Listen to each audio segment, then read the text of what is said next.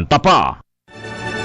RPN Radio Philippines Network Radyo Ronda DXKS Surigao. Member, kapisanan ng mga broadcaster ng Pilipinas.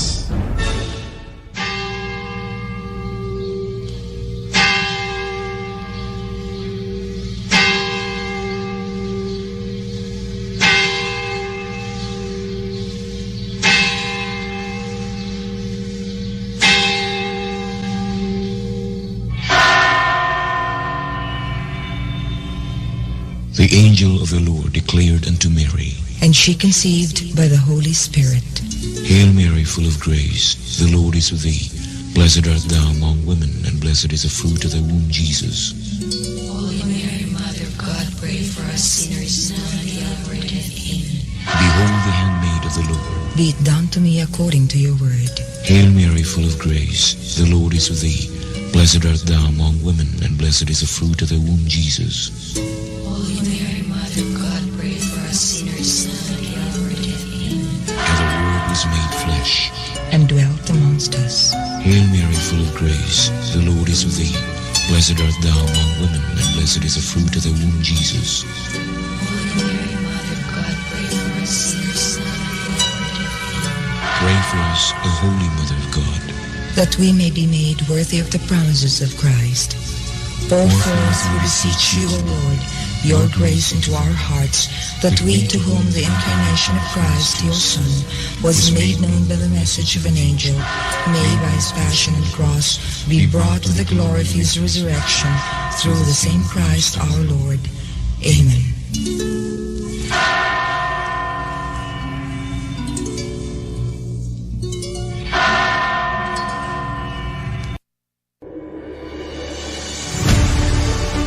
Kini ang simbianan sa RPN Radio Philippines Network DXKS DXKS 1080 ang inyong Radio Ronda 5,000 watts nagsimbiya sa ikatulong andana sa UFCO Lim Building, Borromeo Street, Dakbayan sa Surigao. RPN Radio Philippines Network DXKS 1080 ang inyong Radio Ronda.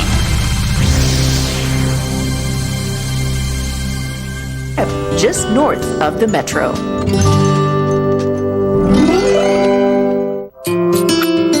I think it's always important to find that time to escape, relax, recharge, and just find your bearing once again. Because sometimes we forget to take care of ourselves, spend quality time with our family. It doesn't have to be anything grand. It can be something really so simple and so precious. But the main thing is to make wonderful memories together, to laugh together, just be together.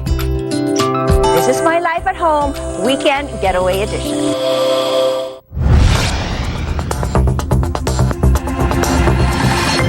Tuloy-tuloy ang balita. Weekend. Sabado at Linggo. Kaya narito kami para ihatid ang pinakamainit na balita at impormasyon para sa inyo. Newsroom Weekend sa CNN Philippines.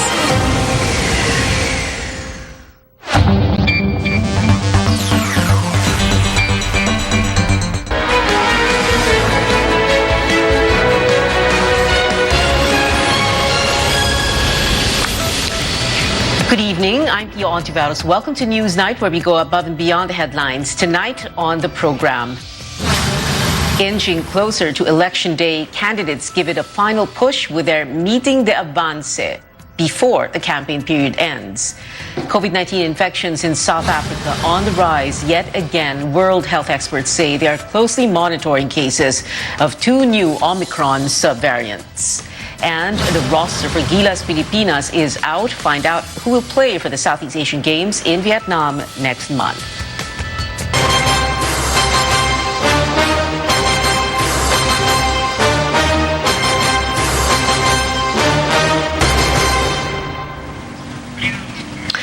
We're down to the last 3 days of the campaign period, both for national and local candidates. Those vying for elective posts are making last-ditch efforts to get the Filipino vote. Presidential bets are holding final campaign rallies, or what's also known as Meeting the Avance, before the May 9 polls. Most of these are scheduled this weekend. Vice President Leni Robredo is holding one in her hometown in Naga City, Camarines Sur on Friday, before making a final push in Makati on Saturday.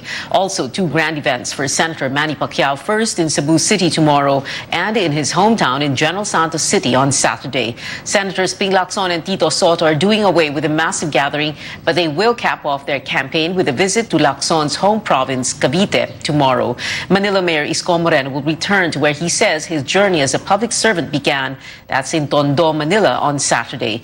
Labor leader Leody de Guzman and running mate Walden Bello, along with their senatorial slate, held their Meeting de Avance at the Quezon Memorial Circle last night. De Guzman's camp decided to hold it earlier to avoid clashing with other candidates.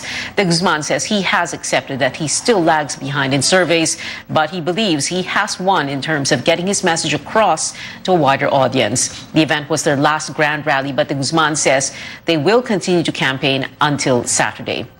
Meanwhile, survey frontrunner Bongbong Marcos kicked off his Meeting the Avance in Iloilo province on Tuesday for the Visayas leg before culminating his campaign in Parañaque on Saturday. Marcos is holding another Meeting the Avance, this time in Mindanao. Well, we bring you now to Tagum City in Davao del Norte, where Marcos and his running mate Sara Duterte are meeting their supporters. This is their fourth visit to the province, where the governor and the congressman support Marcos's arch-rival, Leni Robredo. Our correspondent Rex Remito has the latest. It's been raining and drizzling here in Tagum City. People, however, are braving the weather, waiting for Marcos and Duterte. Protected by raincoats and umbrellas, they were chanting they were not paid to be here. Some of them have been here for hours, with busloads and truckloads of people trooping to the City Hall grounds since this morning. Traffic has been heavy around the area. Some featured artists are entertaining the crowd as they patiently wait for the tandem. People brought with them their hopes for a better future under a Marcos presidency. The Marcos camp, meanwhile, denies it chose Davao del Norte as a show of force against Governor Edwin Jubahib and 1st District Representative Bebot Alvarez. Both Jubahib and Alvarez have recently pledged their support to Robredo. This time, Marcos is seeking to carry Davao del Norte and the entire Davao region, where he lost big time to Senator Alan Peter Cayetano when they both ran for Vice President in 2016. In the latest Pulse Asia survey, however, Marcos is leading here with 92 points against Robredo's 1 point. Critics and some statisticians have been calling out the pollster for some flaws in the design of its survey. Some analysts say Sara Duterte has been instrumental in helping boost Marcos's campaign, especially in Mindanao. Whether or not it will help him win the presidency, we will know by Monday. Rex Remito, CNN Philippines, Davao del Norte. Well, Marcos retains his wide lead over Vice President Leni Robredo. In the latest and final pre-election survey released by Octa Research, Marcos got 58% of voter preference, which is 1 point above his rating in February. Robredo saw a 3-point increase and got 25%. Manila Mayor Isko Moreno remained in third place with 8%, unlike in the Pulse Asia survey where Senator Manny Pacquiao overtook him. Pacquiao got 5%. Senator Ping Lacson rounded up the top 5 with 2%. Over to the vice presidential survey, Sara Duterte is still in the lead with 56%, trailing behind our Senate President Tito Soto with 22%, Senator Kiko Pangilinan 16%, Doc Willie Ong 4%, and Representative Lito Atienza 1%. Unlike in the Pulse Asia survey, Atienza did not fall to 6th place. We'll break down these numbers with Octa Research fellow Guido David on News.ph tonight at 7. President Duterte declares May 9, Monday, a special non-working holiday for the national and local elections. A proclamation signed by the president states there is a need to declare the elections a holiday to enable the public to properly exercise their right to vote amid public health measures brought about by the COVID-19 pandemic.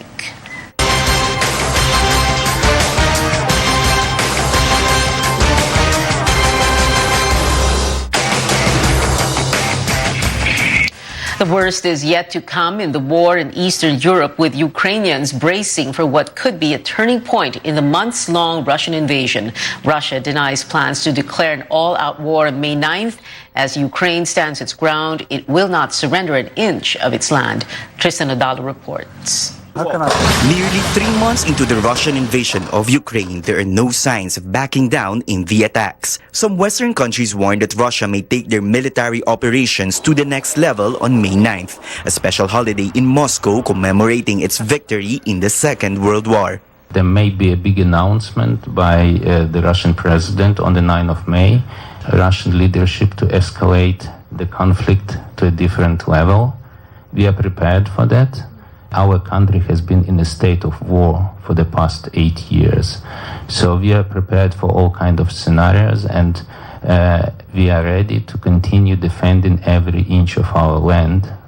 Ukrainian Ambassador Alexander Nechitailo is currently in Manila for a short visit to express his country's gratitude to the Philippines for its continuous support and discuss how the two nations could further help each other.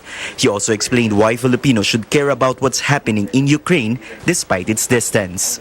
The increase of price for the food, staple food, the violation of international law, the world will become more volatile. Some 11 million people have been displaced since the war in Ukraine broke out, now viewed as the largest humanitarian crisis since the World War II in Europe. If Ukraine falls, then definitely the conflict will spread to other parts, not just in Europe, probably, maybe in other parts of the world as well. Philippines has been very consistent, supporting us in the international organization, in the UN and other international fora. While there's no end in sight just yet, the Ukrainian official believes Moscow cannot sustain the war for years. The major turnaround or breakthrough on the battlefield will happen in the next 4 to 6 weeks. We are talking about perhaps months, not years. President Rodrigo Duterte has been consistently expressing fears over the possibility of a nuclear war. And even this raucous in Ukraine, magdasal lang tayo na it will not degenerate into something like a nuclear warfare. Tapos tayo. Tapos tayong lahat. There are two aspects of the ongoing talks between Ukraine and Russia. One is humanitarian, while the other one is military and defense. Ukraine insists they're not after a short-term ceasefire, but for a long-term settlement of the conflict. But reaching a deal for now remains uncertain. Tristan Adalo, CNN Philippines. Coming up, the World Health Organization is sounding the alarm on the rapid spike in cases in South Africa because of 2 new Omicron subvariants. And we're learning more about the much-awaited album of K-pop superstars BTS. Details right here on CNN Philippines.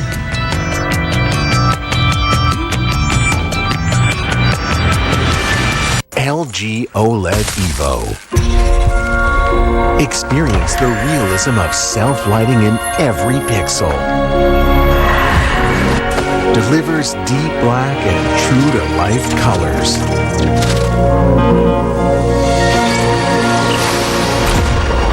See the details more clearly. Light up your world with the best TV technology in this era.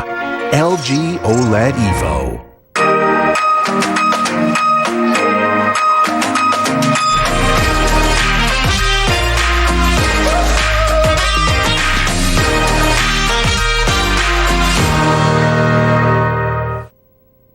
Kamusta kayo? Kaya pa ba? Pasensya na, toxic, no? Pula, dilaw, kung ano nung kulay. Pero alam ba nila na ang problema mo? Murang bilihin, pabahay, trabaho, kuryente, tubig, ang dami. Kung gulong-gulo ka na at hanap mo yung peace of mind, halika, magbubon tayo. Maiba naman. Sama-sama tayo sa May 9. Walang higantihan, walang awayan. Hindi kita iiwan. Isko Moreno po sa pagkapangulo.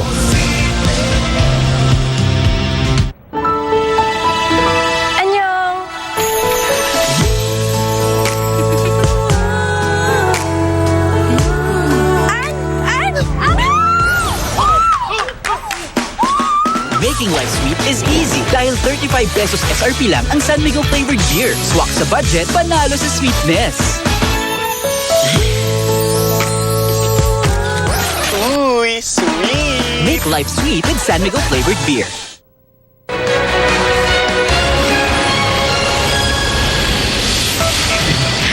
Welcome back. The Philippines' outstanding debt climbs to a new high in March at 12.68 trillion pesos. The amount exceeds the 12.9 trillion peso record set in February. The Treasury Bureau explains the government incurred more loans amid the health crisis. Inflation also rose to 4.9% in April, up from 4% the month before. This is the fastest since December 2018, when the rate was at 5.2%. Food, transportation, housing, water, and power top the sources of quicker inflation. Meanwhile, Meralco vows to comply with the order of the Energy Regulatory Commission to refund 7.75 billion pesos in overcharges to residential customers this month. The amount is equivalent to 46 pesos and 69 centavos per kilowatt hour. Each customer will get a 93 peso refund for a 200 kilowatt hour consumption. In COVID-19 headlines, the World Health Organization raises the alarm over 2 Omicron subvariants causing a spike in infections in South Africa, while health officials here at home are racing against time to determine whether the more infectious variants have spread in the community. More from Caroline Bonkin. From over 20 million COVID-19 cases weekly in January, only nearly 4 million per week have been reported worldwide in April. Weekly deaths now also at the lowest since March 2 years ago. But the World Health Organization warns these trends, while welcome, don't tell the full story. Infections in South Africa yet again on the rise, and the culprits, 2 offshoots of the Omicron variant, BA.4 and BA.5. South African scientists found these can evade antibodies from previous infection and could spark a new wave, but less likely among vaccinated people. It's too soon to know whether this new subvariant can cause more severe disease than other Omicron subvariants. But early data suggests vaccination remains protective against severe disease and death. This is another sign that the pandemic is not done with us. He points out vaccines, antiviral treatments, and testing are crucial, as well as genome sequencing, a way to check infected persons for variants. He says countries that stop sequencing are blind to how the virus is mutating. We don't know what's coming next. Here at home, while sequencing goes down as cases decline, the Philippine Genome Center continues checking samples for variants. Among the next batch, samples from 14 infected foreign travelers and a local crew from Palawan. While waiting for the results, health authorities in Puerto Princesa City are backtracking their itinerary, citing possibility some might have been infected before traveling to Palawan. They arrived on April 23rd. 2 of the tourists had fever after 2 days. Galing talaga sa labas kasi nakita mo naman na within 2 days pa lang, bago nag-symptoms. Mabuti na lang ito, ma'am, kasi meron silang antigen test, di ba? So, tinest nila yun. What if kung dun sa mga other areas na meron palang ubo, may mga sipon-sipon, ay hindi natitest, yun ang mahirap, madadali talaga tayo. Local health authorities now asking tour operators, hotel and resort owners help in monitoring possible infections. This includes checking visitors for symptoms and testing them when needed. Palanca says most of the COVID cases in Puerto Princesa City this past weeks involve tourists. Caroline Bonkin, CNN Philippines.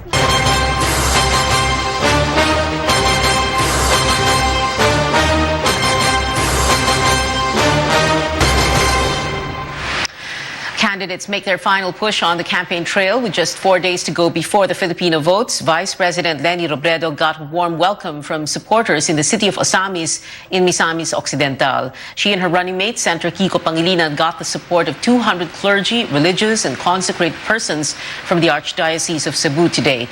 The group says the tandem embodies the church's values such as integrity and concern for the marginalized. Manila Mayor Isko Moreno received a warm welcome from supporters in the town of Sogod in southern Leyte. Senator Manny Pacquiao visited the town of San Remigio in the country's most vote-rich province Cebu, he was supposed to be there at 9 in the morning and kept supporters waiting for hours until his arrival late this afternoon. Senator Ping Lacson and running mate Senate President Tito Soto are in the city of Cagayan de Oro, their final stop in Mindanao before the elections. I've been in government for 50 years or so. No, if I don't make it, then ang iniisip ko lagi, yung peace and quiet are two of the most precious rewards ng buhay ng tao. So I'll retire and live in peace, live quietly. I-delete ko na lahat yung mga pangalan nyo sa contact list ko para wala na tayong contact. If I make it, I'm prepared, I'm ready to serve for another 6 years. Independent presidential candidate Ernie Abella and Vice Presidential Bet Manny Lopez take the stage at the third round of the Commission on Elections and the Kapisanan ng mga Broadcaster ng Pilipinas Forum. As Chrissy Di Matulak tells us, one of them vows to prioritize vaccination for senior citizens despite not being inoculated himself. Simplify access to loans to help small businesses and individuals recover from the pandemic. This is one of the solutions offered by Vice Presidential candidate Manny Lopez for economic recovery during the third salvo of COMELEC KBP Pilipinas Forum. According to Lopez, an economist, the country has enough funds for micro, small, and medium enterprises, which make up 90% of the country's business population. The problem, he said, is the stringent process involved in lending money to firms and individuals. Lopez is also batting for low-interest loans with easy terms for those affected by the pandemic. Ito po will be a loan program that will allow struggling firms and business enterprises and individuals para maka-access sa ating mga loan programs. Dahil available naman po ang pera. Dahil ito ay provided for ng Bayanihan Act 1 and 2. However, the billions are just lying out there because, hindi ma-access because of the stringent requirements of the commercial banks. Former presidential spokesperson and now presidential candidate Ernesto Abella also faced the panelists. Both Abella and Lopez aim to strengthen the agricultural sector. We can come up with one of the agriculture as a mega industry. One among other things, what we'd like to do is to be able to partner, let's say, with IPs in order to be able to make sure that, for example, we can effectively come into a partnership with them so that we can have plantations for trees, fruit, timber. Karamihan po ng ating mga mamamayan ay reliant sa agriculture. Kaya yan po ay bigyan natin ng mas magandang mga solusyon, hindi lang budgetary allocation. Abella admits that he has yet to receive his COVID-19 vaccine. Secretary, bakunado na ho ba kayo? I have natural immunity. Despite this, Abella assured that vaccination will be among his top priorities, especially for senior citizens. Lopez, the only vice presidential candidate without a running mate, admits he has yet to decide on his pick for president. While Abella says if he wins the presidency, he will continue many of the programs of the current administration. Chrissy Di Matulak, CNN Philippines. Catch presidential candidates Manny Pacquiao, Jose Montemayor Jr., and Vice Presidential bet Rizalito David at the COMELEC KBP Forum tomorrow at 10 and 11 in the morning here on CNN Philippines.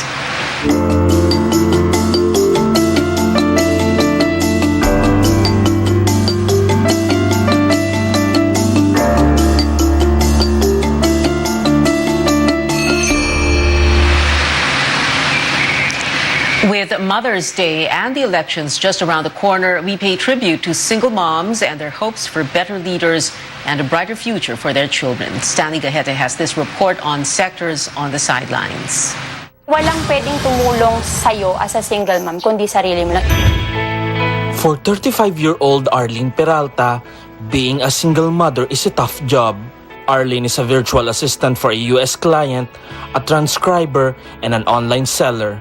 She's into multitasking 24/7 to give her children a better life. Very challenging siya in a way that I need to act as a tatay and a nanay. Tapos minsan maiiyak ka na lang at the end of the day dahil sobrang busy ko. Am I doing a great job para sa kanila as a mom? And if life wasn't bad enough, she began experiencing stereotyping and discrimination. If it's the outside, yun yung mapaghusga na kaya yan iniwan kasi pumasok sa maling relasyon at first. Arlene got more disappointed when a government agency rejected her loan application. So yun, bakit po kayo single? Paano po to? Yung mga bata, dependent na po ba siya ng tatay o baka ma-double dependent? I think you should know how to approach, like us, the status that we have. Kasi hindi rin naman namin ginusto na gantong status. Kaya nga kami humihingi ng aid or assistance. It's the same story for Jeneline Resuello, who was also denied the social services she sorely needed. 3 years ago, I tried to have a loan, housing loan. Hindi nila ako gustong ipagpalonan kasi they were asking for my husband. Despite doing her best for her family, Jeneline knew that she has limitations and couldn't provide everything to her children. Hindi pa rin madali ang maging single parent kasi sa paglaki nila, they should be guided well. Diba? Hindi naman po pwedeng iasa mo sa ibang tao yung pagpapalaki sa kanila. The two single mothers realize how government and society unfairly treats them, especially regarding social services. So, mahirap kasi hindi ako nakakapag-move talaga freely in this society. Hindi ako nakakapag-move na gawin ko ano yung pwede at nararapat para sa mga bata. Parang na-discriminate ako somehow na dahil ba single mom ako, ganyan na. Hindi ba pwedeng mas dapat proud kayo sa akin kasi as a single person. There are more than 4 million single female household heads based on government data. Single parents believe that they should get more social services considering that they are the only ones earning for the family. They're not trying to deepen yung connection sa mga single mom na tulad namin. With the elections coming, Arlene and Jeneline want to know how the next administration will help them provide a more decent life for their families, and how the next leaders can help change society's view toward all single mothers who deserve much better recognition. Stanley Guete, CNN Philippines. Get the numbers and updates in real time on Election Day. CNN Philippines full coverage of the May 9 polls begins 5 in the morning. Join the conversation by following our social media accounts at CNN Philippines. Their next set of leaders who will represent their hope for a better future.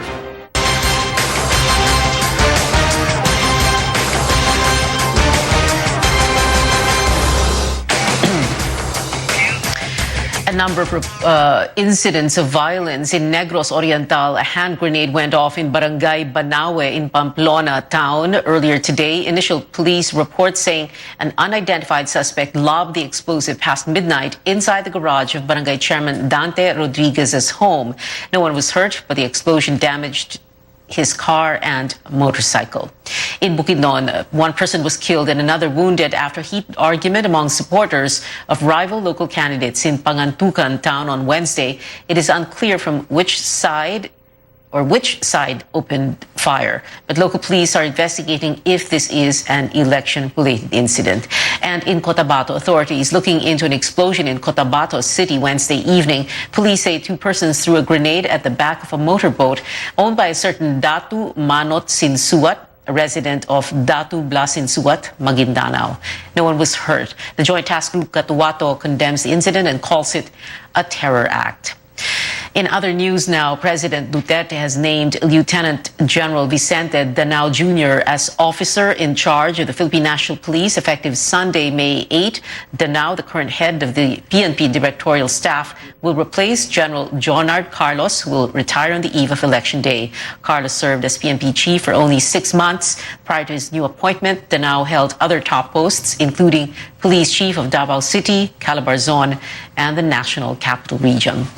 Straight ahead, highlights of a packed opener for the UAAP women's volleyball with 2 fierce rivals, Ateneo and La Salle, and find out who are suiting up for Gilas Pilipinas for this year's Southeast Asian Games. Stay tuned to CNN Philippines.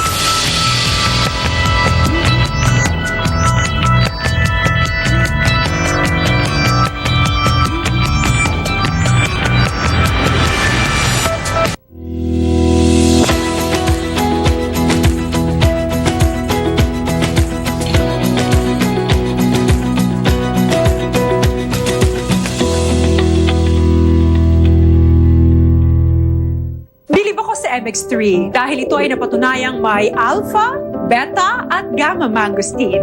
MX3 capsule helps avoid pain discomfort para iwas sakit. Tested and proven na low sodium, cholesterol-free at fat-free. Dito ako sa tunay, natural at original. MX3. Mahalagang paalala, ang MX3 capsule ay hindi gamot at hindi dapat gamiting panggamot sa anumang uri ng sakit. What makes a nation grow? Every day we see them. The providers, the traders, the movers, the doers, and the go-getters. Each play their part, whether big or small, in creating a better life for all. Whichever your role may be, we're right here for you. We are Land Bank, and we are here to make this nation grow. Seguridad ang pundasyon ng isang progresibong bansa. Ito'y nasimulan noon at ngayon ating itutuloy sa Senado. Katahimikan, laban sa anumang banta at mabilisang serbisyo para sa mga tao. Ito ang susi ng pag-asenso upang ang mga negosyo lumago at bawat Pilipino'y magkatrabaho. Yan ang ipaglalabang ko. Ibo Chodoro sa Senado. Now it's time to live the life. Let's have sun make light with the sun out. Any hour is now happy hour. Ang katapusan ng bawat kwento, may inuumpisa ang bago. Get into the life. Sun make light.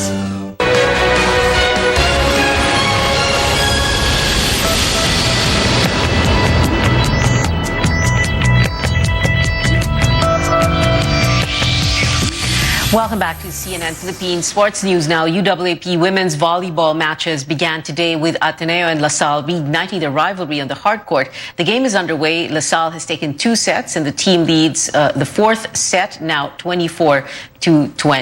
The Lady Eagles officially adopted the name Blue Eagles today in the university's effort to unify all Ateneo teams regardless of gender or sport. And in basketball, the list of Gilas Pilipinas players for the 31st Southeast Asian Games in Vietnam is out here, looking at the names of 12 athletes set to defend the country's gold medal in the Vietnam meet.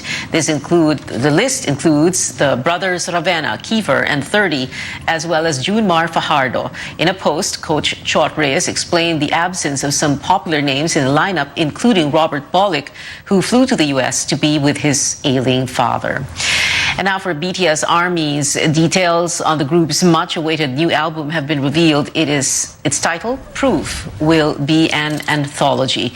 With this, fans can expect a collection of the K-pop group's previous tracks, some remixes, plus 3 new songs. Proof comes out on June 10th.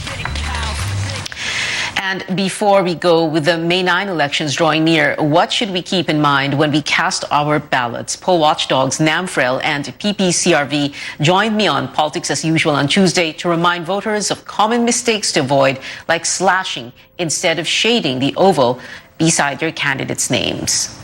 Vote early and to bring a código so that they can also fill up their ballots quickly. Let's respect the will of the people. Don't take the privilege for granted. Please go out and vote.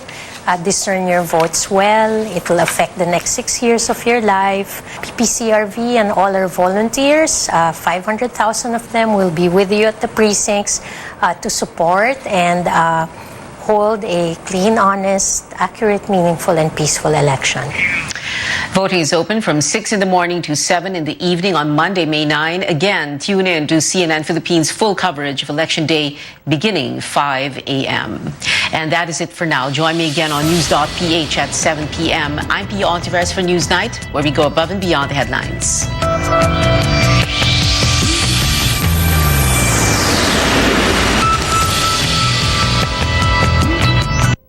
This program is brought to you by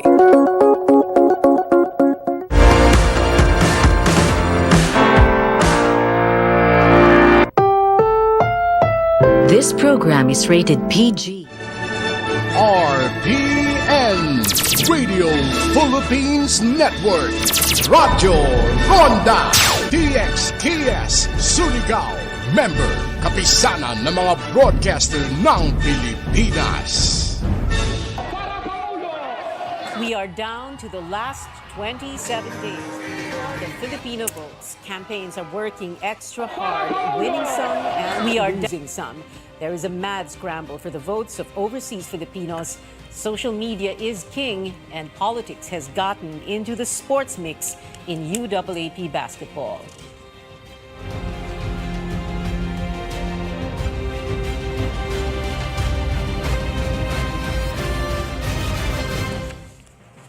All these tonight on Politics as Usual, your weekly political appointment fix. Good evening, I'm Pio Ontiveros. The pandemic forced many of us to go digital. How will this help shape the way the Filipino votes? The president of the Public Relations Society of the Philippines, Harold Geronimo, joins us now live via Zoom. Hi, Harold. Thank you very much for being with us tonight. Well, let's begin with this. You know, you have this a very interesting presentation, and we're going to be showing the slides that you did present, and we're going to go through them and make things as clear as possible for the viewers. This is something we're all familiar with, but it's good for us to do a little review every now and then in light of the elections that are happening in less than 30 days. So, Harold, you're making a case for how the pandemic created a shift in how people consume media and information. Yes. Actually, this is the latest study of Kantar Philippines. And I was also very amazed now with how they've discovered, the rise of social media really affecting the way we form opinions, especially among the Gen Zs and millennials. So during the pandemic, it totally changed the way we really consume media, and people have shifted their attention towards digital, not just because of the pandemic, but because of the closure of, one of the biggest stations as well, TV stations as well. So a lot of people shifted to digital. They went into social media. And this also allowed a lot of media companies to also shift to digital as well. So they're not only on television, but they're also on digital streaming, and they're also on YouTube and Facebook. Just like CNN Philippines, this is being aired live on Facebook as well. So this totally changed the way we behave, especially among young people nowadays. Pia, very important discovery I got now from that study is that pre-pandemic, there were only around 3 million users of TikTok, or 2 to 3 million users of TikTok in the Philippines. But after the pandemic, or during the pandemic, it actually shifted to 36 million.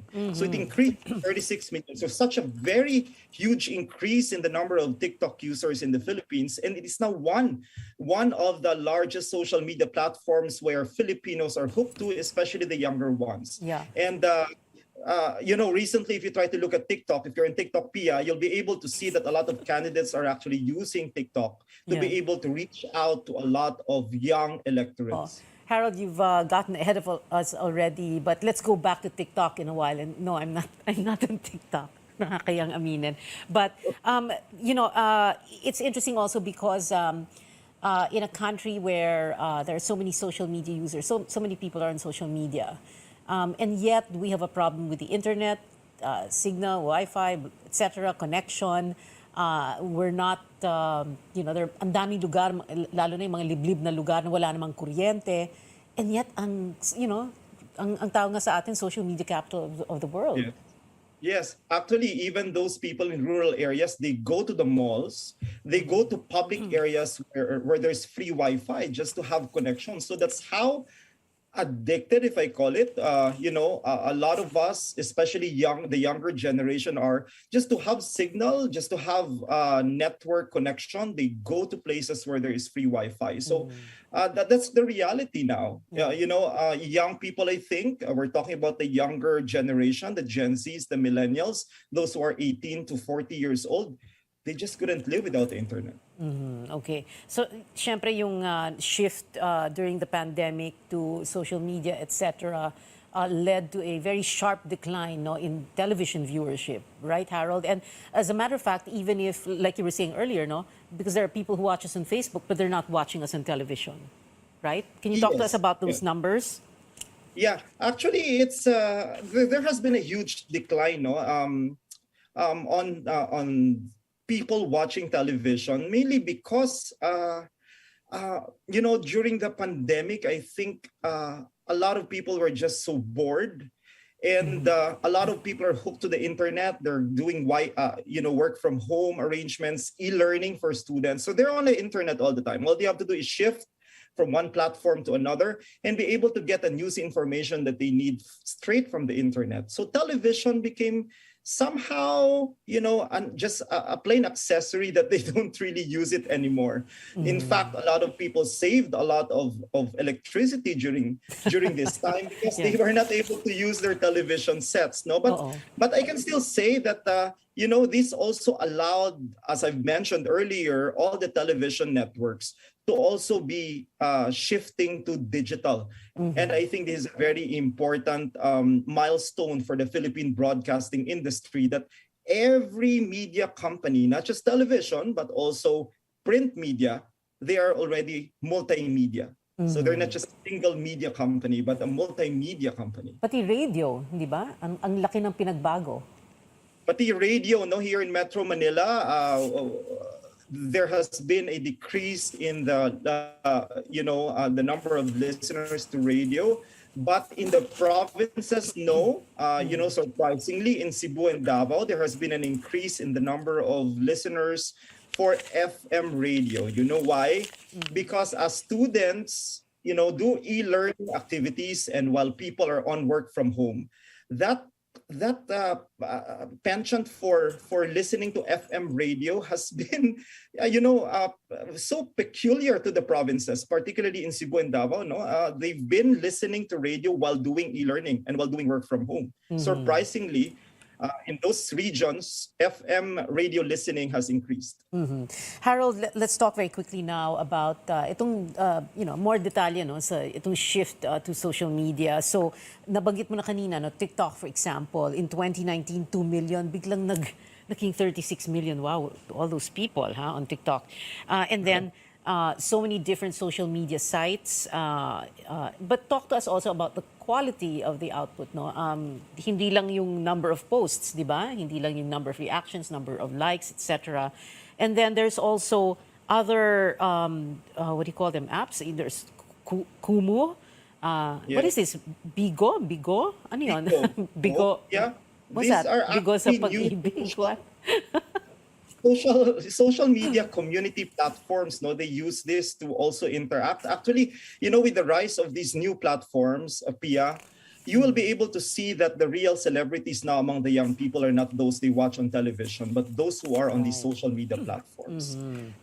Imagine on TikTok, for example, you have a user with 20-25 million viewers, or followers, diba? So, and what do? They just dance there, they talk, they just engage, anything, Yeah. And they create their own content. So it's like having their own television station and broadcasting what they want to broadcast any time of the day. And people are watching them, especially young people, and they get engagements. People comment, and people believe in them in a way that even if what they're wearing, what they like, what brands they use, people are just going crazy over those brands. So it's really different. It's a totally different world.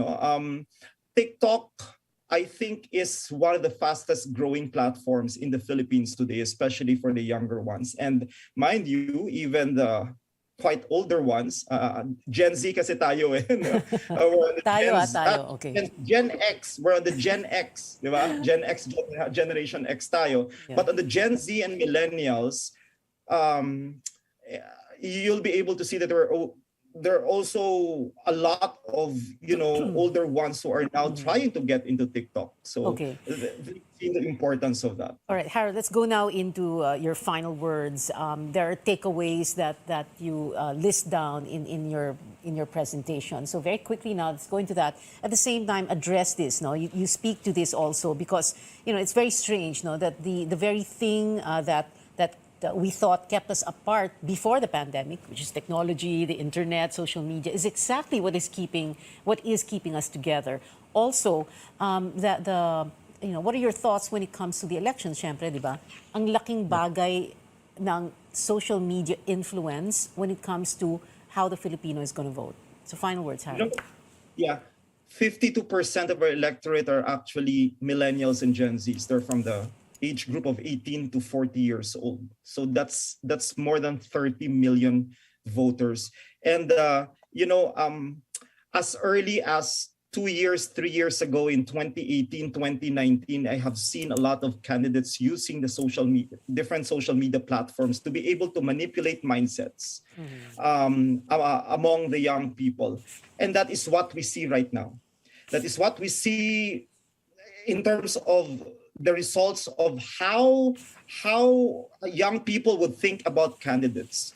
And it might be too late if the candidates are going into these social media platforms right now, because the brainwashing happened like 2 to 3 years ago. So social media, digital media indeed would really make or break, candidates at this time. So it's very crucial that wherever you come out, whoever you tap, not just celebrities, but also influencers. This is a very crucial time for you to be able to really utilize social media so well. Social media platforms really play a very important role in terms of shaping their minds. And it might be too late for some, but at least now we have a certain percentage, a big chunk of undecided ones, and we might be able to use social media to somehow persuade them towards the right choices. All right, Harold Geronimo, President of the Public Relations Society of the Philippines, PRSP. Thank you so much for being with us. We'll see you again. Up next on Politics as Usual, overseas voting kicking off this week. How is the turnout and situation in polling precincts? We'll speak to COMELEC Commissioner Marlon Casquejo next.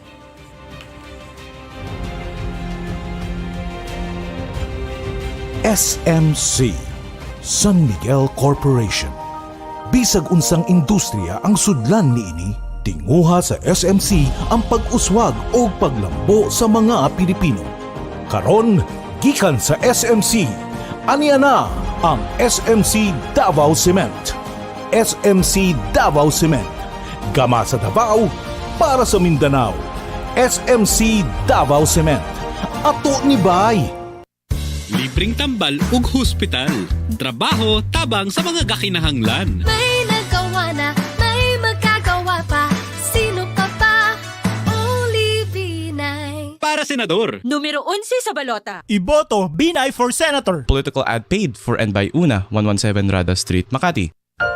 Protektahi ang imong mga mata batok sa delikado ug makadaot nga ultraviolet nga silaw sa adlaw ug uban pa. Pinaagi sa pagsulob og eksakto nga prescription sa antiyohos o antipara. Likay ang mga simptomas sama sa hanap nga pananaw sa layo o duol nga basahon, sakit sa ulo ug uban pa nga makaapekto sa atong kahimsog nga ang hinungdan depekto sa atong mga mata. Alang sa kumpleto nga primary eye care, contact lenses, fashion eyewear, computer eyeglasses, sunglasses, accessories ug uban pa, adto kita sa AG Buñuel Optical Clinic. Ang AG Buñuel Optical Clinic nagpahinumdum kanato nga ang kahimsog sa atong mga mata usa ka prioridad nga angay ipa-check up kausa matag tuig aron pagsiguro nga luwas kita sa piligrong mga sakit. Pinagi sa lisensyado og qualified optometrists nga maoy mo prescribe sa eksaktong kagamitan og kung primary eye care ang paghisgutan. Duaw lang silang buhatan sa 3636 sa Nicolas Street, Surigao City ug adunay ilang extension office sa Aurelianida Street, Cantilan, Surigao del Sur. Ayaw kalimti higala. AG Buñuel Optical Clinic. Ang AG Buñuel Optical Clinic doon na branch dito sa lungsod sa Dapa sa may Lupis Haina Street, Poblasyon Dapa, Surigao del Norte. Ang AG Buñuel Optical Clinic dinhi sa syudad ng Surigao. No transfer na sa bag-ong location sa Nicolas Street, Ragyahapon, tapad sa Garcia Hotel at bang sa Unicity. Ako po si Gringo Nasan. Itinatag natin ang school feeding program. Palalawakin natin ito upang ang pagkain para sa feeding program ay magmumula sa produkto ng ating magsasaka na may garantiyang bibilhin ng ating gobyerno. Automatic na pagbaba ng buwis sa langis at pagsugpo sa smuggling ay ating ipatutupad. Self-sufficiency sa bawat bayan ang magbibigay ng trabaho para sa lahat. Gringo Nasan po, number 33 sa Senado. Political ads paid for by Gringo Nasan, 901 Paragon Plaza, Mandaluyong City. Ang Riverside Parts Master Incorporated na sa ilang bagong location sa Dalan, Burgos ning atong syudad. Mahimo niyong tawagan sa telephone number 231-7478 or 826-3663. Mga produkto nga inyong mapalit, genuine, Makita Power Tools sama sa planer, drill, grinder, Triton paints, construction supplies, angle bars, flat bars, GI pipes, automotive spare parts, Firefly electrical devices sama sa switches, bulbs ug outlets. Adto ang Riverside Parts Master Incorporated sa ilang bagong pwesto sa Dalan, Burgos ning syudad. Makahangyo ka o makabarato pagyod diha sa Riverside Parts Master Incorporated. Sipon plus baradong ilong na may kasamang pananakit ng ulo? Pre, ba't ka nagtitiis? Kung meron namang Calabo Premium Rub, Calabo Premium Rub, isang pahid lang, nanunuot ang sarap sa pakiramdam sa ulo, ilong at sarap sa may ginhawa. Tandaan, basta sipon na may kasamang sakit ng ulo at baradong ilong, magpahid lang ng Calabo Premium Rub. Mabisa, kaya sigurado. Gawa ng Jesser Marketing. Mabibili na ngayon sa mga butiga. Ang kapinghot sa ilong nga imong giantos, hasol kaayo kini, hilabi na kung apilan ng pagsipon nga lisod tang tangon. Sulay higala ang gahom sa Calabo Premium Rub. Ipahid palibot sa imong ilong aron ang gahom sa Calabo Extract inubanan sa malunggay and virgin coconut oil manuhot-suhot kini. Calabo Premium Rub, ang sulbad sa pinghot nga ilong. Calabo Premium Rub is a quality product of Jesser Marketing.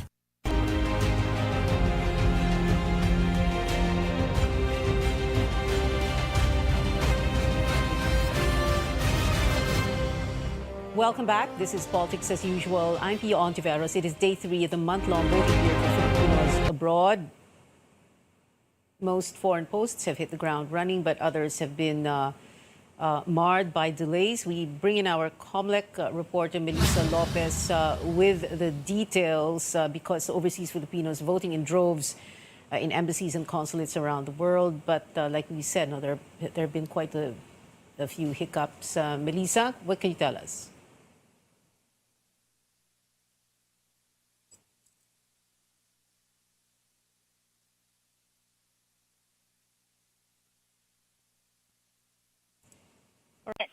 Despite these hitches, Election Steering Committee Head Commissioner Marlon Casquejo described the start of overseas voting as generally peaceful and successful. Back to you, Pia. Mel, can you tell us first about this? You know, right before the show came on air, you were saying that there was a little bit of a quarrel or a misunderstanding in the COMELEC and Bank about the gun ban. That's right, Pia. A few minutes before we went to air, the Office of Commissioner Socorro Inting confirmed that she has resigned from the chairmanship of the Gun Ban Committee. That is a reaction, or actually, she said it was a protest after the members of the NBank voted 4-3. She was among those dissenting to give Chairman Saidamen Pangarungan that power, special power to grant gun ban exemptions at will as long as it was supposed to be meritorious and urgent. Now she says that rendered her committee useless, so she's stepping down immediately. Pia. Right, Melissa Lopez reporting live from COMELEC headquarters in Manila. Let's speak now to the Commissioner in charge of the overseas voting, Marlon Casquejo. Commissioner Casquejo, magandang gabi po sa inyo. Isa-isahin po lang natin yung mga lugar na may report ng pre-shaded ballot. How many pre-shaded ballots, sir, were there in Singapore? Isa lang po ba? Well, as reported by the Singapore PE, yung ating congen doon, only one pre-shaded ballots were reported. And it's not a pre-shaded ballot, but it's a spoiled ballot that was used in the opening of the polls on Sunday when a certain voter voted, but the ballot was declared spoiled for some other reasons. Then it was reported and it was recorded in the minutes of voting. And it so happened on the following day, it was erroneously or inadvertently given again to the said voter, and that's why there was a complaint of so-called pre-shaded ballots. But then again, it's not a pre-shaded ballot, it's a spoiled ballot. And that is the truth. We're not, in other words, we're not making up this story just so that we can feel better about our voting overseas. No? So totoo po yung sinasabi ninyo at sinasabi po ng Singapore officials natin na spoiled ballot on Sunday. Yes, that was a spoiled ballot when a certain voter got it and it was declared as spoiled for some other reasons. Then it should have been separated in the good ballots. Yes. But What is the somehow inadvertently it was again given to a certain voter But even if it was given to a certain voter, that ballot cannot be read because it's already declared as spoiled. Oo. What is the SOP, sir? Kanina sabi po niyo set aside. Pero kapag may spoiled ballot, is it just set aside, put in a separate, is there a separate envelope for it? Para hindi na masama sa mga bagong balota yung mga gagamitin? Because Yes, syempre, mag-iisip kayo para bang, ba't ganun nangyari? Paano naman nangyari yon? Well, that is the correct procedure. Once the ballot is declared spoiled, it will be separated in a separate envelope, and at the back of which will the chairman of the Special Board of Election Inspector should mark it as spoiled ballot. And it was properly, the procedure was properly done, and even it was recorded in the minutes of voting and counting. Okay. But at least we're not going to have to go through, because I was going to ask you if you're going to tell me na oo nga spoiled pre-shaded ballot. I was going to ask you if we could go through the chain of custody para malaman po natin saan doon yung milagro. But anyway, so you're saying that. All right. But you're saying, sir, isa lang po yan, and there is no other case of a pre-shaded ballot or a spoiled ballot in the Singapore PE, in the consulate. That is correct. It's an isolated case. Isa lang po, only one incident that was reported to the Office for Overseas Voting. All right. What about Dubai, sir? What happened there? Come again? Yeah. Dubai? They came out with a statement saying no such incident marred or is marring the voting there. I didn't get the question. Dubai, sir. What is happening in Dubai? Okay. In Dubai, there was a report also, but as I asked or confer with the Dubai PE, there's no such incident, and there was no such complaint regarding that one. The procedure, if any voter were able to get a pre-shaded ballot, he or she must report it immediately to the chairman of the SBI for the replacement of the ballot. But as I asked and confirmed with the SBI chairman of Dubai, there was no such incident or reported to them. New York City, sir. What is the situation there? May problema po ba? May delay or something? What is going on? Yes, there was a delay in the delivery of the materials, but as we all know, New York City is applying or using the postal voting. According to New York, as I talked to them just this morning during their town hall meeting, they are now mailing the mailing packet beginning today, because the ballots and the other materials just arrived this morning. Delays in delivery, sir, meaning from Manila to New York, or is it within New York? And problema na lang ng consulate doon yung pagpapadala to Filipino voters? Yes, yun na lang po. They will be sending now the mailing packets to the overseas voters. Okay, so there was no delay in the delivery from us, from the Philippines to the U.S.? None? From the Philippines, it was delivered as early as March 31, but it passes through something like in some area, in some country, and then from that country going to New York. So that was the cause of delay. Sana lang that was taken into consideration, sir, no? Para walang any further delay, meaning we should be working backwards. But anyway, thank you so much, COMELEC Commissioner Marlon Casqueo. And sir, wala na pong ibang reklamo in any other post, any other embassy, or any other consulate in the Philippines, in any part of the world? Well, so far, wala na po. With regards to Hong Kong, we already approved as chair of, as the commissioner in charge of the overseas for overseas voting. We already approved the additional 5 vote counting machines in addition to the existing 5. So wala na pong issue po in Hong Kong at this time. All right. Thank you so much, COMELEC Commissioner Marlon Casqueo. Thank you, sir, for joining us. We'll take a quick break. This is Politics as Usual. Stay with us.